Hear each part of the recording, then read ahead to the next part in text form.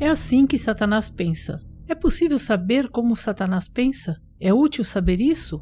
Ouça este material até o fim, pois vai te ajudar a entender o contexto global. Atenção! É provável que apenas uma porcentagem muito pequena de pessoas consiga ouvir esta mensagem até o fim e ainda mais prestando atenção às ideias. Este vídeo não é para quem procura diversão fácil, mas para quem pensa seriamente em seu destino eterno. Falemos de inteligência espiritual. Neste canal existem vários trabalhos sobre a importância do que pensamos, porque a forma como pensamos determina a forma como agimos. Portanto, numa guerra, é fundamental compreender como pensa nosso inimigo, para poder enfrentá-lo de forma inteligente. Escrevendo aos Colossenses, Paulo fala de inteligência espiritual. O dicionário da língua define inteligência como a capacidade de conhecer ou compreender algo, a habilidade de entender e solucionar adversidades ou problemas, adaptando-se às circunstâncias novas. Encontramos um exemplo bíblico de inteligência espiritual na história do confronto entre Davi e Golias. O rei tentou equipar Davi com as melhores roupas e armas que existiam, que eram as que ele usava, mas Davi considerou que isso o atrapalhava. Ele tinha aquela inteligência espiritual que lhe deu a compreensão de que, antes de tudo, a batalha era espiritual e, portanto, a solução tinha que ser espiritual também. Devido à sua vasta experiência lidando com feras que tentavam devorar suas ovelhas, Davi sabia que nem sempre a arma mais sofisticada ou maior é a que resolve o problema, mas soube escolher a arma física precedida pela espiritual, que era a que lhe daria a vitória. Essa arma era o nome de Jeová. Assim Davi armou-se com o nome de Jeová e 5 pedras. Isso é inteligência espiritual. Saber o que você tem à sua disposição e ao que você se enfrenta, para poder escolher usar aquilo que lhe dará a vitória. A falta de conhecimento. Deus diz através de Oséias: meu povo foi destruído porque lhe faltou conhecimento. Obviamente, o primeiro conhecimento que um filho de Deus deve ter é o de Deus, seu Pai. Mas há outros conhecimentos que também devemos ter em conta se quisermos utilizar os recursos que temos à nossa disposição com inteligência espiritual para derrotar Satanás no dia a dia. Trata-se do conhecimento do próprio inimigo. A palavra diz que o avisado vê o mal e esconde-se, mas os simples passam e sofrem a pena. O dicionário define simples como uma pessoa que não tem malícia, que é ingênuo, crédulo. O Senhor Jesus disse que ninguém vai à guerra sem antes conhecer a sua própria força e a do inimigo. Muitos são orgulhosos e subestimam Satanás porque dizem que Jesus já o derrotou. É verdade que Jesus derrotou Satanás, mas se agirmos de forma imprudente e lhe dermos uma chance, ele pode até nos destruir. É por isso que Pedro disse que Satanás andava por aí como um leão que ruge para ver quem consegue engolir. Portanto, saber como o inimigo pensa é de extrema importância para evitar ser enganado. Nenhum ser humano pode orgulhosamente levantar a mão e dizer que nunca foi enganado pelo inimigo, a quem o Senhor Jesus se refere como mentiroso e pai da mentira. Quanto mais amplo for o marco de referência que conhecermos, melhor entenderemos as instruções que o Senhor nos dê. É por isso que você precisa conhecer os pensamentos e intenções do inimigo. Não digo com isso que se meta em práticas ocultistas ou estudos de satanismo. Ouça o vídeo até o fim e entenderá como você pode saber o que Satanás pensa sem se sujar. Como Satanás pensa? Voltemos à pergunta inicial. É possível saber como Satanás pensa? Claro que sim. Seus servos nos dizem muitas coisas todos os dias. Embora sejam mentirosos, manipuladores e seres sem escrúpulos, suas obras corroboram seus ditos e, portanto, podemos discernir o que pensa seu mestre Satanás. Tendo sempre em mente que Lúcifer perdeu tudo por querer ser semelhante ao Altíssimo e que depois inoculou o mesmo veneno nos seres humanos quando sugeriu que eles seriam como Deus, vejamos alguns exemplos aplicados à atualidade. Hoje em dia estamos ante o iminente arrebatamento da Igreja e o início da grande tribulação, que serão 7 anos em que será permitido ao anticristo subjugar a humanidade, levando a adorar a besta anticristo aqueles que se deixem marcar. Este governo é chamado de Nova Ordem Mundial. Objetivos da Nova Ordem Mundial. É importante que você saiba e tenha em mente que a ONU é a plataforma através da qual os ímpios estão subjugando o mundo. Portanto, falar sobre a Nova Ordem Mundial ou a ONU equivale à mesma coisa em termos de governo mundial. David Spangler, a serviço da ONU, disse: ninguém entrará na nova ordem mundial a menos que se comprometa a adorar Lúcifer. Ninguém entrará na nova era a menos que receba uma iniciação luciferina. Dores de parto. Em 1915, Nicholas Murray Butler ganhou o Prêmio Nobel pelo seu apoio ao Pacto de Paris, assinado em 1928. Esse pacto estabeleceu precedentes para a Carta da ONU. Butler diz sobre a nova ordem mundial: a velha ordem mundial mudou quando se desatou esta tempestade de guerra. A velha ordem internacional desapareceu tão repentina, inesperada e completamente como se tivesse sido aniquilada por uma inundação gigantesca, por uma grande tempestade ou por uma erupção vulcânica. A velha ordem mundial morreu com o pôr do sol daquele dia, e uma nova ordem mundial está nascendo enquanto falo, com dores de parto tão terríveis que parece quase incrível que a vida possa emergir de um sofrimento e uma tristeza tão terríveis. Observe que ele diz em 1915 que a nova ordem mundial estava nascendo com dores de parto tão terríveis que parece quase incrível que a vida pudesse emergir de um sofrimento tão terrível e de uma dor tão avassaladora. Isso se parece com o que Jesus disse sobre a grande tribulação? Sempre olhamos para a grande tribulação como aqueles últimos 7 anos que são o desenlace de tudo e o tempo entre o arrebatamento da igreja e o dia do Senhor. Isso é correto, mas as coisas acontecem num período de tempo muito mais amplo. Quando Butler estava envolvido com seus semelhantes no desenvolvimento da base ideológica da ONU, o governo do Anticristo, ele já dizia que essa nova ordem estava emergindo com terríveis dores de parto. Nessa linha, Richard Falk, um antigo colaborador da ONU, disse: a ordem existente está se desmoronando a um ritmo muito rápido e a principal incerteza é se a humanidade pode desempenhar um papel positivo na configuração de uma nova ordem mundial ou está condenada a esperar o colapso em uma postura passiva. Cremos que uma nova ordem nascerá, o mais tardar no início do próximo século, e que a agonia da velha e as dores do parto da nova serão um tempo de prova para a espécie humana. O que os seres humanos estão vivendo hoje? Na verdade, o tão exaltado Albert Einstein disse: não há salvação para a civilização, nem mesmo para a raça humana, fora da criação de um governo mundial. Eles sabem que destruir a ordem social da humanidade para impor a sua nova ordem será muito doloroso, mas vejamos o quanto isso importa para eles. O fim justifica os meios. Muitas pessoas me perguntam se esses indivíduos têm consciência dos danos que causam. Isso é o que eles dizem a respeito. Arthur Schlesinger Jr. disse em agosto de 1995 em uma importante revista da Nova Ordem Mundial: não conseguiremos uma nova ordem mundial sem pagar por ela tanto com sangue como com palavras e dinheiro. O sangue é dos nossos entes queridos e o dinheiro é o que eles nos roubam através dos impostos e outras manobras enganosas. As palavras são as mentiras que nos dizem constantemente para assustar-nos e coagir-nos. James Warburg, que foi membro da Mesa Redonda e outras organizações da Nova Ordem Mundial, era parte de uma das famílias mais poderosas do mundo. Warburg disse uma vez no Senado dos Estados Unidos: a única questão do nosso tempo não é se o governo mundial será alcançado ou não, mas se será alcançado de forma pacífica ou com violência. Goste ou não, teremos um governo mundial. A única questão é se será por concessão ou por imposição. O que você acha? Será por concessão ou por imposição? Esse é um tópico interessante para um vídeo separado. Meios usados para subjugar a humanidade. Quando Satanás tentou fazer com que Jesus o adorasse, uma das coisas que ele ofereceu foi dar-lhe poder sobre os reinos da terra. Como explicamos em outros vídeos, essa oferta permaneceu em cima da mesa e muitos aceitaram.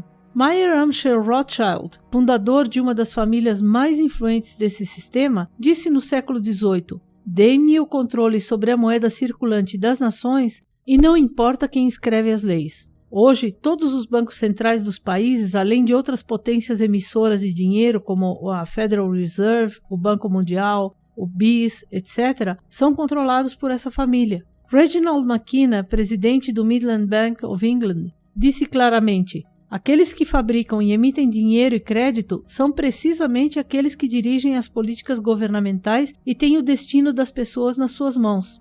Apocalipse 13, de 15 a 18, mostra claramente que quando o anticristo tomar o poder, ele não permitirá que ninguém compre ou venda a menos que receba a marca que leva a pessoa a adorar a imagem da besta. Curtis Dole, genro de Franklin Roosevelt, disse em seu livro: a ONU nada mais é do que um aparato bancário internacional de longo alcance, claramente criado para benefício financeiro e econômico por parte de um pequeno grupo de poderosos revolucionários do mundo único famintos por benefícios de poder.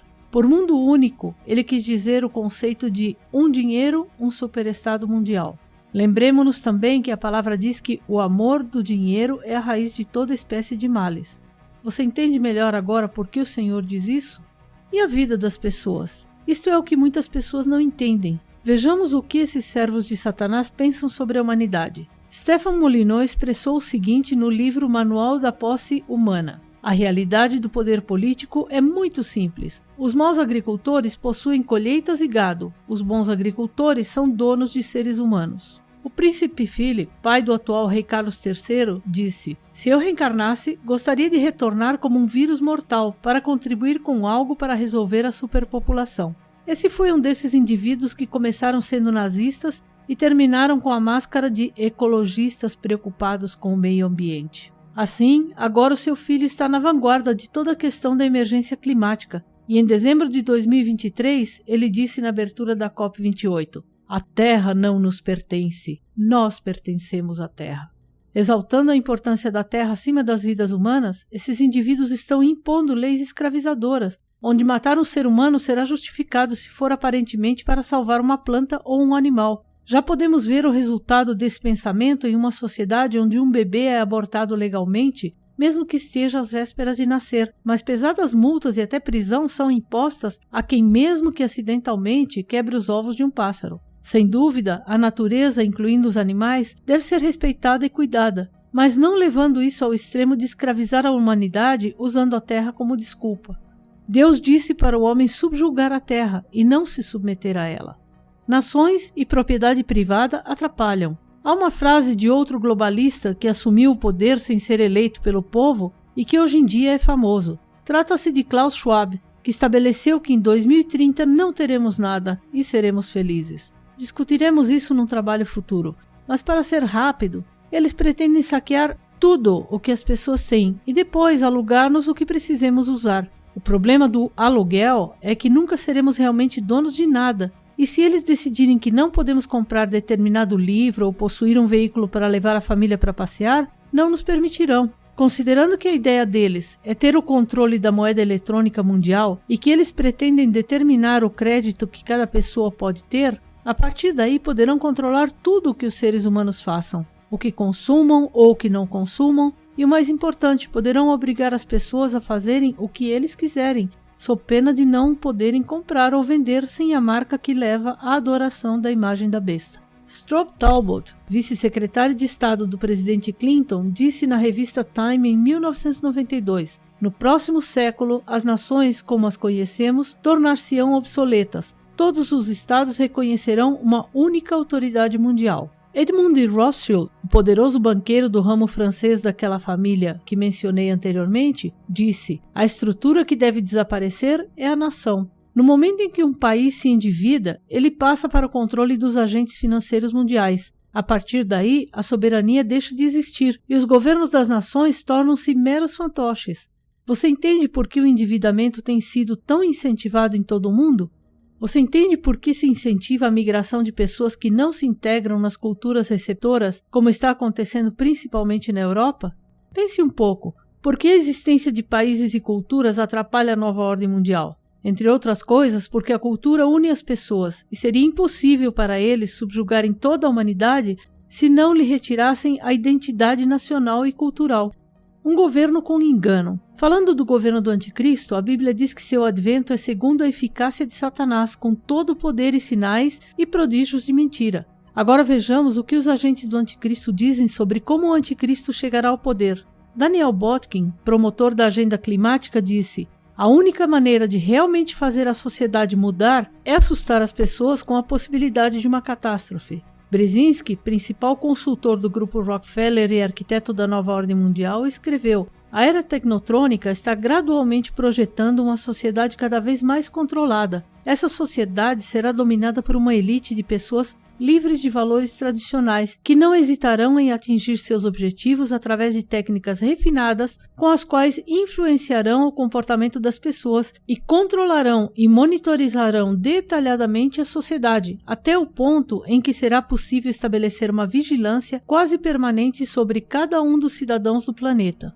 Voltamos ao objetivo da marca descrita em Apocalipse 13, que imporá a adoração à imagem da besta anticristo. Note que ele diz que aqueles que irão impor essa vigilância e controle são pessoas livres de valores tradicionais, ou seja, psicopatas sem escrúpulos, falando claramente. Por que o engano tem sucesso na humanidade? Hitler, falando das falsas bandeiras usadas para promover a nova ordem mundial, disse: os humanos só são capazes de contar pequenas mentiras e não podem conceber grandes mentiras. Portanto, se vocês realmente querem esconder algo da população, engane-os com uma mentira tão grande que mesmo que descubram, não acreditarão. Você poderia citar 3 eventos de falsa bandeira na história recente? Na primeira ata dos protocolos dos sábios de Sião, lemos: para governar o mundo, conseguem-se melhores resultados usando a violência e a intimidação. A emergência climática. A questão da emergência climática desempenha um papel indispensável nos últimos tempos. Conforme declarado pela Comissão da ONU sobre Governança Global em 1999, diz assim: o conceito de soberania nacional tem sido imutável, de fato um princípio sagrado das relações internacionais. É um princípio que cederá apenas lenta e relutantemente aos novos imperativos da cooperação ambiental global. Gordon Brown, ex-primeiro-ministro britânico, disse: é necessária uma nova ordem mundial para administrar a crise da mudança climática. Stephen Schneider, professor de climatologia e autor de muitos relatórios do IPCC, disse: precisamos de amplo apoio para estimular a fantasia do público. Para fazer isso, devemos oferecer cenários horríveis, fazer declarações dramáticas e simples, e não permitir muitas dúvidas. Cada um de nós deve decidir onde está o equilíbrio entre eficácia e honestidade. Você entende agora as muitas catástrofes climáticas que eclodiram de repente em todo o mundo? Você sabe alguma coisa sobre o controle climático cuja tecnologia é empregada faz já muitas décadas? Na reunião da ONU de setembro de 2023, o secretário-geral da ONU disse dramaticamente: a humanidade abriu as portas do inferno. Essa declaração certamente estimula a imaginação das pessoas com cenários horríveis, como aconselhou Schneider. Botkin disse que a única maneira de fazer com que a sociedade realmente mude é assustar as pessoas com a possibilidade de uma catástrofe. Winston Churchill disse: aquele que não vê que um grande empreendimento está sendo levado a cabo na Terra, um plano importante no qual colaboramos todos como servidores fiéis, é cego. Alienígenas e fenômenos no céu.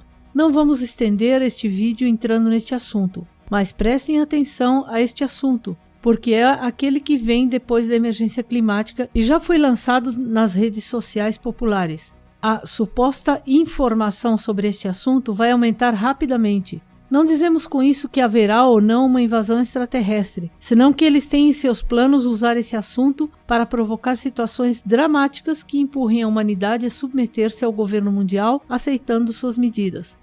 Posto que é um governo baseado no engano, a ideia que será passada ao povo é que há um perigo de invasão extraterrestre e que o governo vai impor medidas de restrição de liberdade de todo tipo, mas é pelo bem comum, como sempre.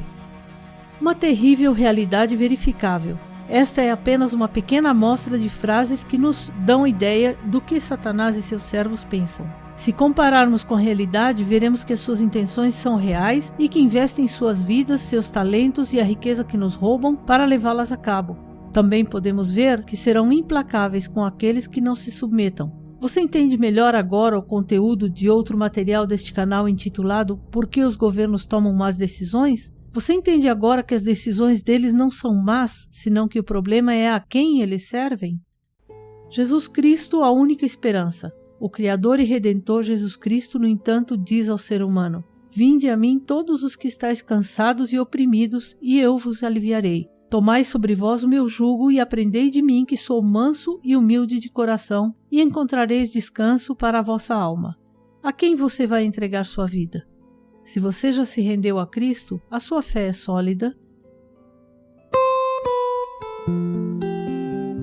Se você gostou deste conteúdo, ajude-nos a divulgá-lo, compartilhando-o com seus contatos e dando like. Inscreva-se em nosso canal do Telegram para receber diariamente notícias relacionadas ao fim dos tempos e reflexões para a edificação da fé.